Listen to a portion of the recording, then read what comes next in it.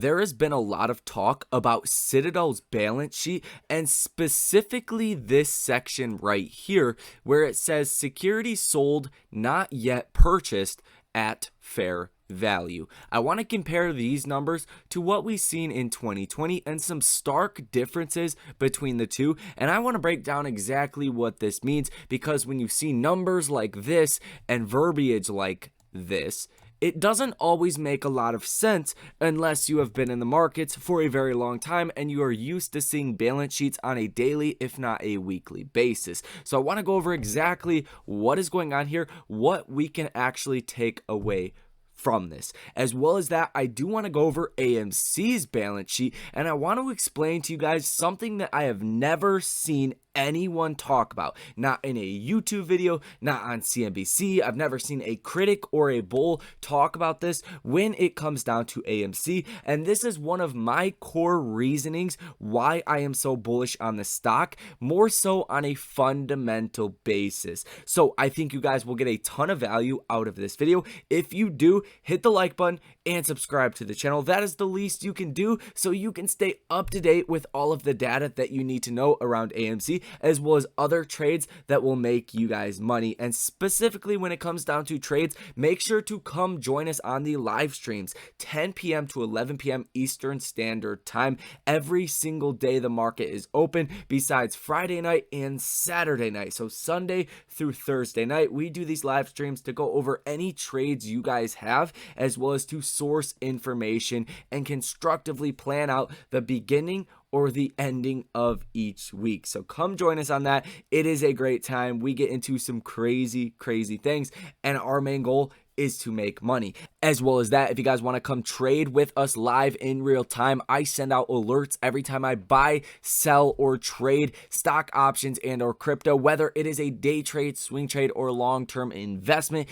I let you guys know every time I make a move. We source information in that community. And a matter of fact, about 1 week ago, we sourced Mullen Automotive. That was up 145%, and with a $200 investment, you would have made enough profits, pure profits, to cover that cost for 23 months, almost 2 years. So if you guys want to be a part of that, check that out. We also did hit the best trade in the last 2 years, which was the Facebook puts, and that was the largest drop in value of a market cap that we have ever seen in the history of the stock market. $60 into $3,000. So check that out, come be a part of it, but let's get into this video. So we know that AMC has earnings in after hours. I want you guys to obviously be aware of that. We will be streaming that live. I will be taking notes, and then I will make a video, a comprehensive video about everything that was said during that earnings call, as well as the numbers that did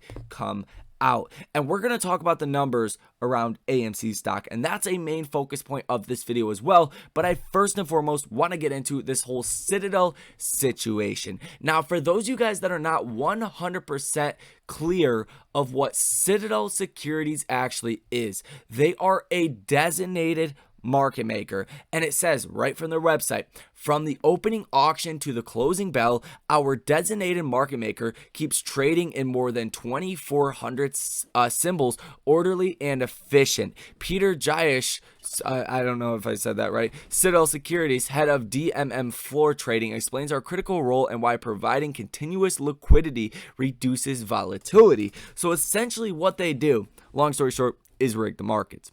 Okay, that is not technically what they are supposed to do. Notice the big air quotes here, but that's certainly how it feels like, and that's certainly what it seems like. But to break this down in English, what they do is to make sure a stock always has a buyer and a seller. So theoretically, what they are supposed to do, and the best way to imagine this, I'm just going to skip you the bullshit definition of this. The best way to imagine this, imagine there's 1 million buyers buying 1 share a piece. So that's 1 million buys that go to the markets. Well, if there is not 1 million sellers of that stock or 1 million shares to be sold, somebody has to come in and step in so you can sell, or buy your stock. And that is where the liquidity providers come in. But over the past 2 years, the market makers have gotten very greedy with various different scandals, whether that is helping the institutions and hedge funds or even helping the banks. They've gotten very greedy. That's the problem with this, because market makers, they are great. Imagine if you didn't have market makers and you essentially went to sell your stock after it went up 100%, but there's nobody willing to buy that stock and you wouldn't be able to sell it. So inherently, market makers, they're not supposed to be bad. But over the past 2 years, they've gotten very greedy with all of this extra money out there, all of these new traders, and they are taking full advantage of this situation. And that is why Citadel directly gets so much shit from institutional investors, because they are also a hedge fund and a market maker. So they have the ball in their court. They see our orders, number one, but they can position to make the most amount of money as possible. And let's be honest here, there is millions of trades that go through every single day. There is people that monitor trading activity, but when there is such a high quantity of different orders coming in every single day, you cannot possibly have enough people watching the books and the order flows to make sure everything is legit. So that's problem number one, that you just simply can't track this level of manipulation. At the same time, a Citadel of the world could have a short position, and you could see all of these retail buyers buying the stock every single day, but Citadel could either manipulate the price at which they are filling these orders so they don't get the maximum reward per se of what they normally would, and we have seen that reflective in other stocks for multiple different examples I don't want to get into here in this video. But also at the same time, Citadel could take those orders to the dark pool.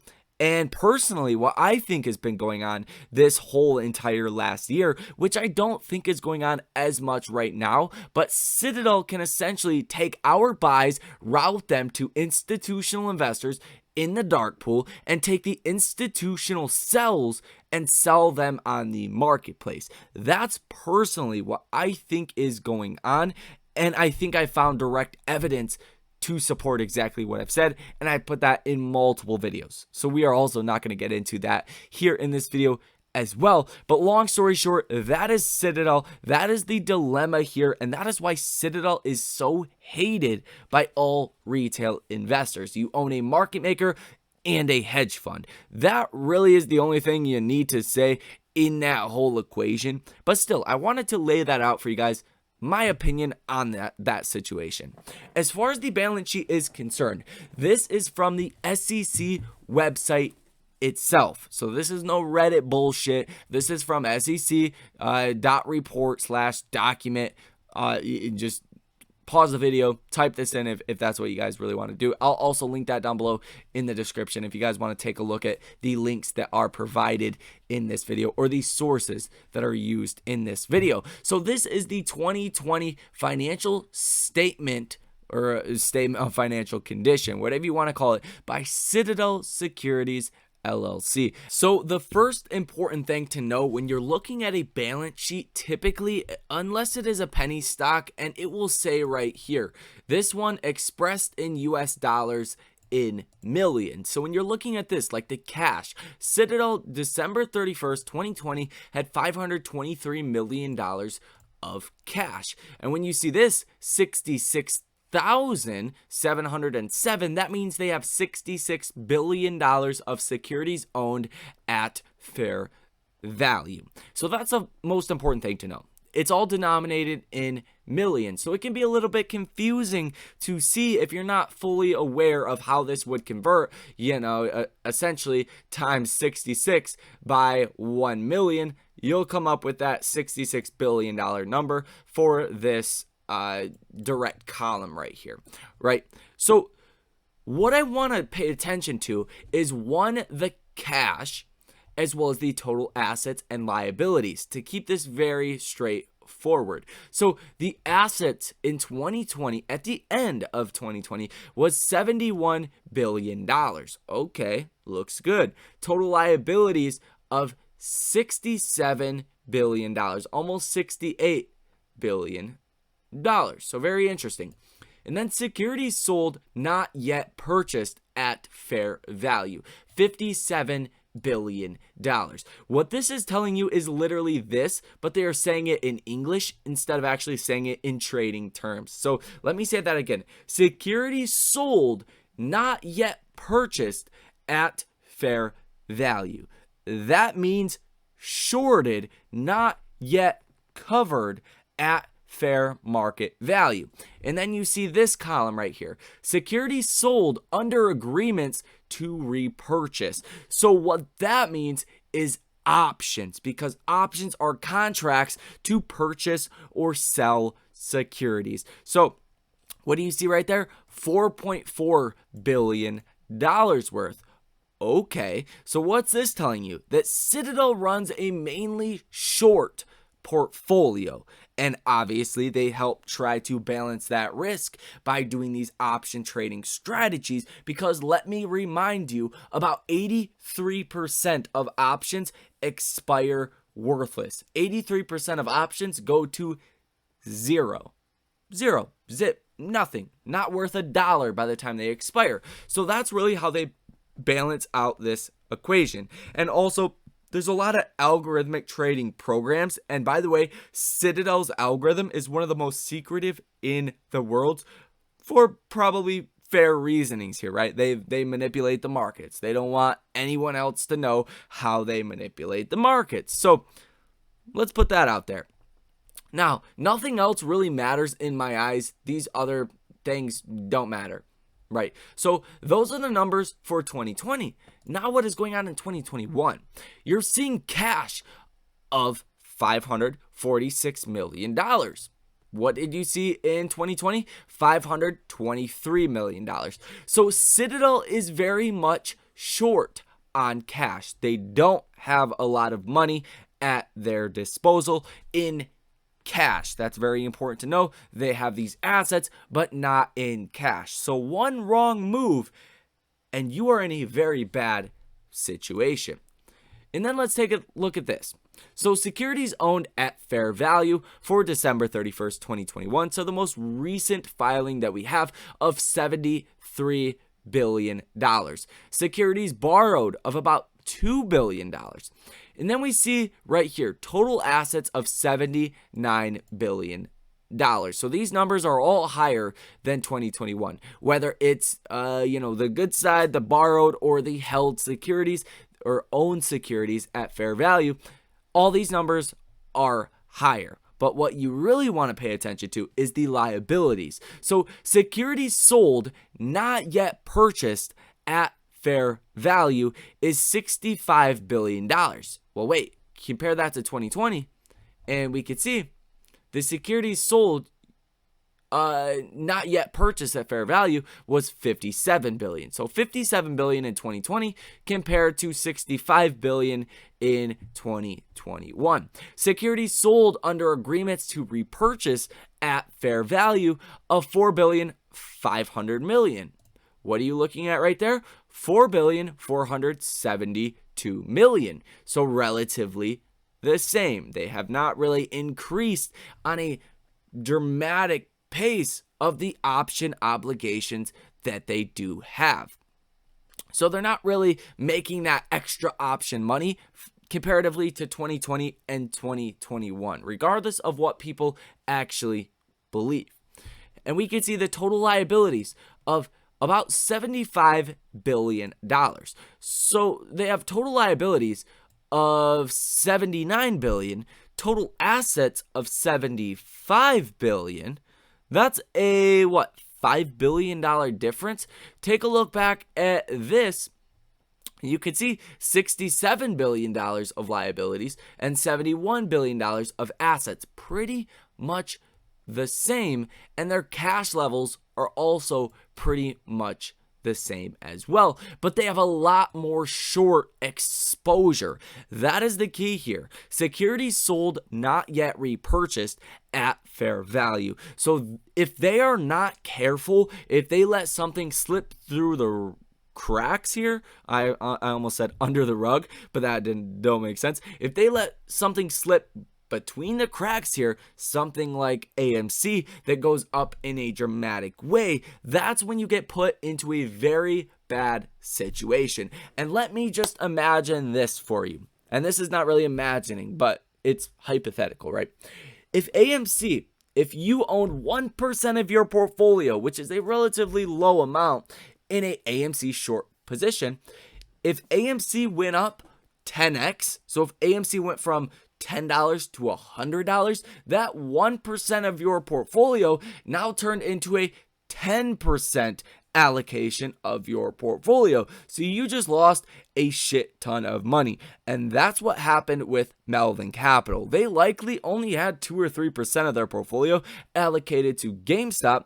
But what happened? The stock went up 20, 30x, so it ballooned and destroyed their portfolio. That's the problem that Citadel faces, and they have $65 billion of shorted shares on their balance sheet. And all it takes is one slip up and something to get through the cracks, and they are in a very bad situation. Specifically, why is that? Well, Citadel, as you can see right here, has very little cash, so they are very prone to see these margin calls. And if they get on the bad side of the rock here, per se, they're going to be screwed. And when AMC does start to squeeze, I think that is going to be a game changer. Now, I do want to remind you guys, like I've said in many videos, I think this level of manipulation that we have seen over the past year was happening over the past year. A lot of our orders were going through Citadel, right? They control, about 70% of the trading volume for retail investors. Our buys were going to the dark pools. The sells from the dark pool were going to the lit exchanges. Obviously not every time, or the price of the stock would crumble. But even if you slip, say 10,000 every couple minutes in, right, 10,000 sells from the dark pool, that's going to have a big impact on the price of the stock and keep it pinned at certain regions. But the fact that we've seen this probe actually come out, and we have seen AMC act as it would normally, and we've actually seen AMC start to rally and do this weird wave-like motion, seeing big green days. I think a lot of our orders, if not all of our orders, are going to the lit exchanges, or at least being processed the way they should be. So that will lead Citadel to be very vulnerable if we do see a rally here in the next couple of months. So I want to put that out there for you guys, exactly my stance on this. So that is the situation with Citadel.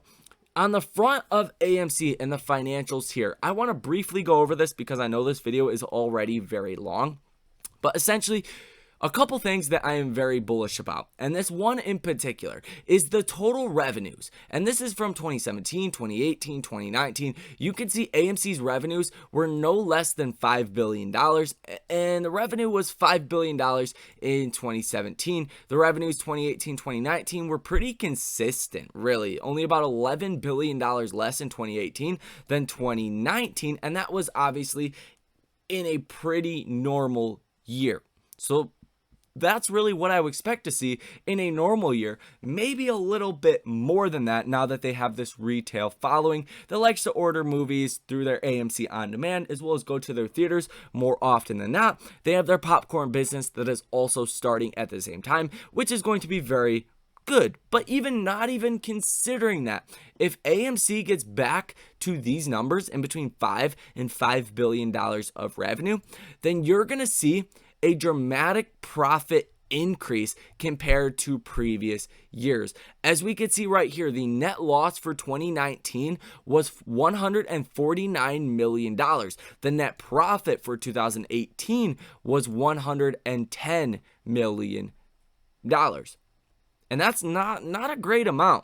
But what I want to point out for you guys is that essentially AMC has been forced to become a much more efficient business. So as of the third quarter, which we will get the final numbers today, so that's going to be really exciting, we've seen total revenues of $1.35 billion. Not that good.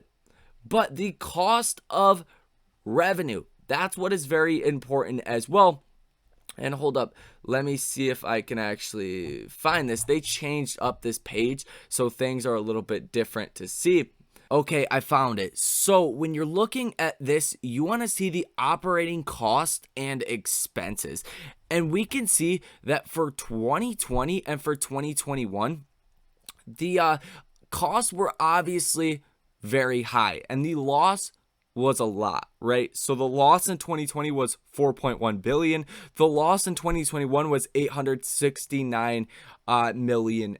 So definitely a much better year than 2020, but we were also shut down for a majority of the year as well. And you can see right here, the operating costs and expenses in total was $2.2 billion in 2021. Keep in mind, we were shut down for a while. There's been a lot of interest we've had to pay on our debt, basically on our bonds. We've got that figured out. We refinance, and we're going to save about 3% in that aspect as well. A lot of deferred rent that also had to be paid. But take a look at these numbers from previous years.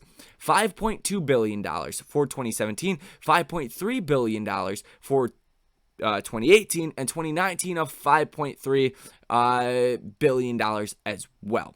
So these numbers are very high, over $5 billion, $5.3 billion in 2018, 2019, comparatively to the net income that we received of 5.4 and almost $5.5 billion. Really, like I said, pretty much the same. So the difference here, not that much. Does not leave a lot of room for profits. Like I said, about $100 million in 2018 and losing about $149 million in 2019. But when we compare these numbers now to the total revenue that we are seeing, when you add in other factors, AMC's business is going to be about 30 to 35% more efficient in 2022, as long as there is no pandemic, as long as there is no nuclear war or anything else crazy, right? Can't forecast the future. That's a losing battle. But as long as nothing crazy happens, the business of AMC is much more efficient now than it was in the previous years. So what does that mean? More profits, more room to expand the business, and more room to give out dividends. So that is a key that a lot of people don't talk about. And the reason it is that people don't talk about it is because people don't fully realize when a business like AMC has been around for over 100 years, you start to accumulate a lot of theaters that don't make a profit. What has AMC done, especially in the time that it was shut down, was examine its books, go through stores, like literally every single store, to figure out, hey, is this one profitable? Does this one lose money? Is it profitable sometimes? What's the case with all of these theaters?